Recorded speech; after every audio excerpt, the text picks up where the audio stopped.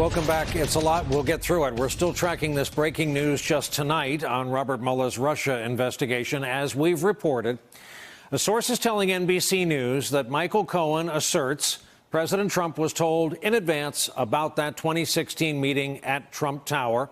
He was told about it by his son, Don Jr., and that Michael Cohen is willing and ready to make that assertion to special counsel Robert Mueller. Earlier tonight, President Trump's lawyer, Rudy Giuliani, appeared on CNN where this story first broke and said Cohen is not a credible witness.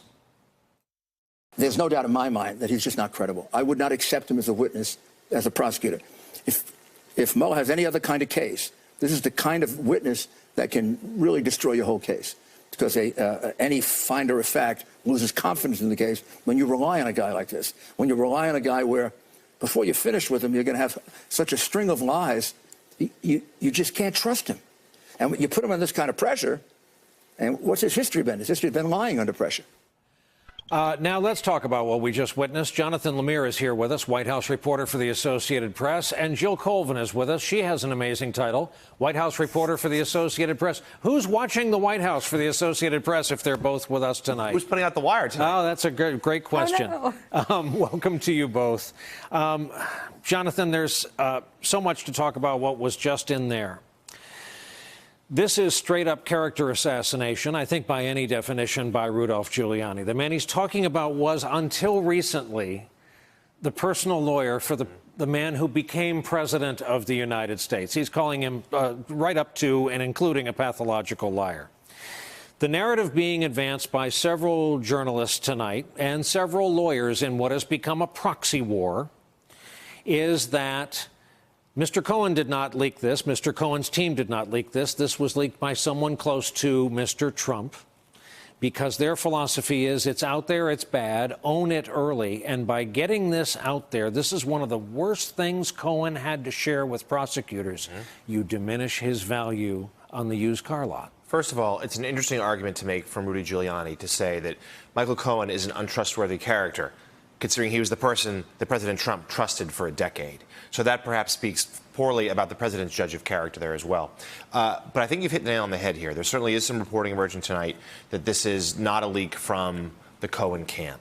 And in fact, on this very air earlier this evening, Emily Jane Fox from Vanity Fair, who was very tight with, very well sourced with the Cohen and his world, suggested that the fear there is that this card was being plucked from his hand, that the Trump team wanted to put this out to sort of sully, to diminish what he could offer Mueller, to sort of damage his credibility, and to sort of suggest, like, we're not afraid of what you can bring. We're going to put it out there. We're going to deal with it now. And so much of what this president is exactly that, confronting things head on and just, like, dealing with stuff, scandal after scandal, that would have sunk any of his predecessors. And for him, it's a Thursday.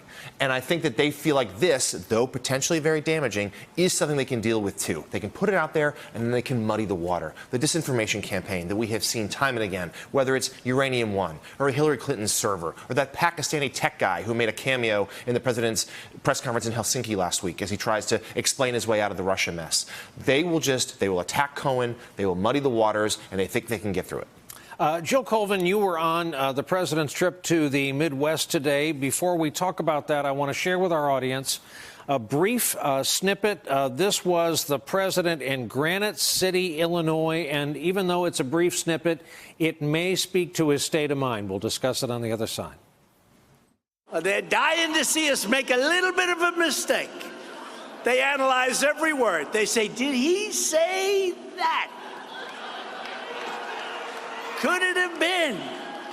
Did he say something positive about Russia? I think he loves Russia. Be nice to get along with Russia, but that's okay. All right, Jill Colvin, how was your day with the president? How did he seem to you? Well, I think that this trip was really a very welcome distraction for the president that just created this incredible split screen. You had the president, he was both in Illinois and Iowa, and this was the kind of trip that his staff loved to organize for him. He gets to, they took him at first to community college, this center where students learn to manufacture, and he was playing with various things that had been made from a 3D printing machine, including a little model of the White House. He was picking them up. He was joking with staff, showing them off. He later went to this sort of rally-like setting with these members of steelworkers, and they're all celebrating the fact that the steel mill has just reopened. And so these are kind of the set pieces that the White House really tries to provide the president to keep him in a positive mood, to distract him from what's happening. But you had today, the president's out there sort of kind of playing along, and you can see as these stories are breaking, as I'm sure the president is being informed of the reporting that's out there, just the extent to which Russia remains on the president's mind. That clip you showed, the president was giving a speech on trade. He was supposed to be, as I said, giving this kind of rah-rah, steel is back, look at the way that my threats of trade war and my steel and aluminum tariffs look at the good that they're doing. And yet you can see that the president, as he looks to the media, as he points to those people in the back of the room, his concern there, you can feel it, is still Russia. And yet, Jill, here we are, the United States, just our soybean farmers alone, do $12.5 billion worth of business with China. American farmers love to brag that they feed the world, and it's pretty accurate. Number two, if 25% tariffs stay in effect, we're talking about the price of the best-selling car in this country, the Ford F-150, going up $5,200, slicing into the economy of, in effect, the Trump base, the folks you saw in the Midwest today.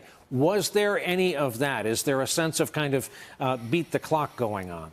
We didn't feel any of that today. These locations were very specifically chosen. The president was surrounded by people who just sat around. I mean, we had an hour-long roundtable of people just singing the president's praises. But not far from the towns where we were farmers. We drove through field after field as we drove across Iowa. Right near the steel plant that we were at, there was also the country's biggest nail manufacturer. They say that they're on the verge of closing and that they've been losing and bleeding employees since these steel and aluminum tariffs went into effect. And, the spokesman of the company, one of our stories today, pleading with the president, saying, Mr. President, these are your people. This is your base. They're willing to give you the benefit of the doubt here, but there's only so much that they can take. Hey there, I'm Chris Hayes from MSNBC. Thanks for watching MSNBC on YouTube. If you want to keep up to date with the videos we're putting out, you can click subscribe just below me or click over on this list to see lots of other great videos.